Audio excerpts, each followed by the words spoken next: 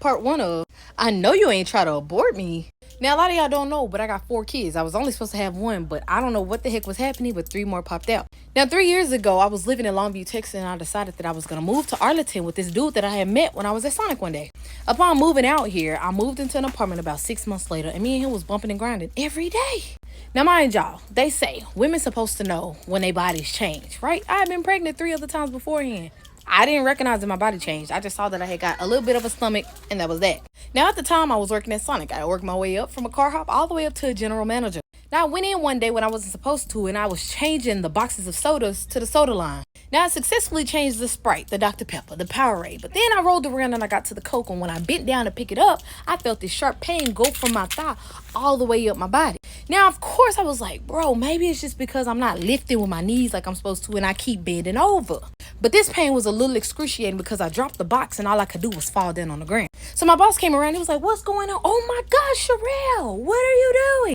As if he had never seen a black person fall out on the floor. And I was like, I'm in pain. And then tears started to come down because the pain started to get infuriating. Now, let me take it a step back. Now, after I gave birth to my third son, Sebastian, I had ordered these abortion pills a long time ago, and I stated that if I ever get pregnant again, I was not going to have the baby. It was going to be out of here. Now, fast forward. Now, that day I had passed out at work, I didn't have my car because my bum of a boyfriend had took it and was driving his friends all around town while I bust my ass at work every day. But I guess that was a little bit too much information. So my boss was like, oh, I'm about to call 911. I was like, no, I'm not about to get no $1,000 ambulance bill.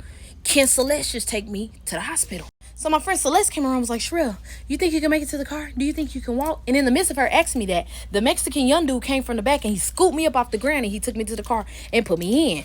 While I'm in the car, I'm laying down. I'm kicking the door because my side is hurting. Like, I'm experiencing so much pain. She's like, Sherelle, I'm going to get you there as fast as I can. I promise. So she ended up taking me to Baylor, Scott and White off of Great Southwest in Arlington. So when I got there, I went in. They had me signing all this paperwork, ABC, X, Y, and Z. But I was like, y'all, I'm in pain.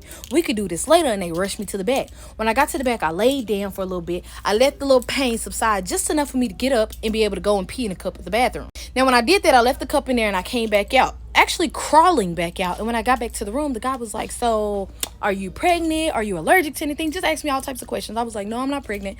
No, I'm not allergic to anything besides peanuts and whatever other questions he was asking. Now, I did have my phone and I was able to text my bum of a boyfriend to let him know what was going on. And he did make his way to the hospital about 30 minutes after I was there.